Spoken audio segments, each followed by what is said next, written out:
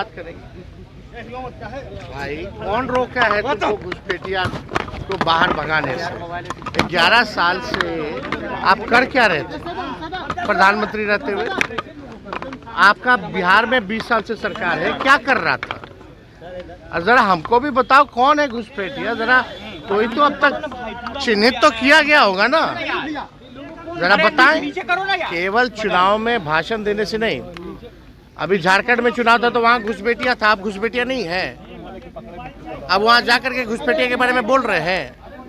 तो ये घुसपैठिया को केवल जो है मुद्दों से भटकाना है।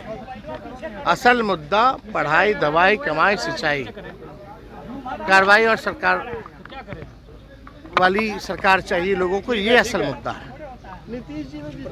आप देखिए ना, छोड़िए ना प्रधानमंत्री के, कल चहेते बिहार के मंत्री जी ने क्या करतूत किया, पत्रकारों को माँ बहनों की गाली दी, पीटा गया। और ऐसे दिन आ गए हैं, ऐसा कभी होता था 2005 से पहले कि एक FIR के लिए भी नेता प्रतिपक्ष को जाकर के कराना पड़ता था? क्या पत्रकारों को इस तरह का माँ बहन की गाली देके पीटा जाता था? पहले तो ऐसा 2005 से पहले नहीं होता था। तो मुख्यमंत्री तो अचेत अवस्था में, उनको तो कुछ पता ही नहीं होगा। जो रिटायर्ड अधिकारी जितना बताएंगे उतना ही जो है वो करेंगे। ये भ्रष्ट सरकार है। अरे भाई, जो तो इसमें कौन सी बड़ी बात है? हम हैं यहाँ के, ले जाओ, आओ ले जाओ। मगर फॉर्म भरने की बात ही नहीं है भैया। अच्छा, इतना दिन बाद याद आ रहा है कोई फालतू का इशू को डाइवर्ट करने के लिए, मंत्री जी से ध्यान भटकाने के लिए है, मंत्री जी द्वारा करवाया गया है।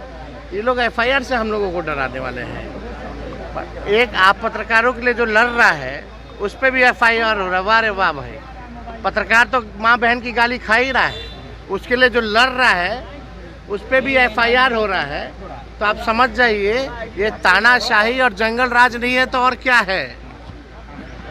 अगर आज हम आपके लिए आवाज़ उठा रहे हैं, अगर आप लोग एक होकर के आवाज़ नहीं उठाइएगा तो कल कोई आपके लिए आवाज़ उठाएगा?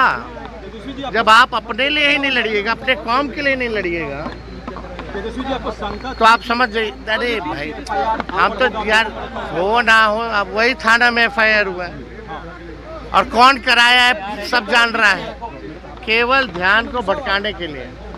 ये ऐसे ऐसे मंत्रियों को हम लोग जानते हैं ना, लंपट लोगों को। इस बार इन लोगों का निकलना मुश्किल हो जाएगा, जनता ऐसे खदेड़ के भगाएगी। तो चलिए।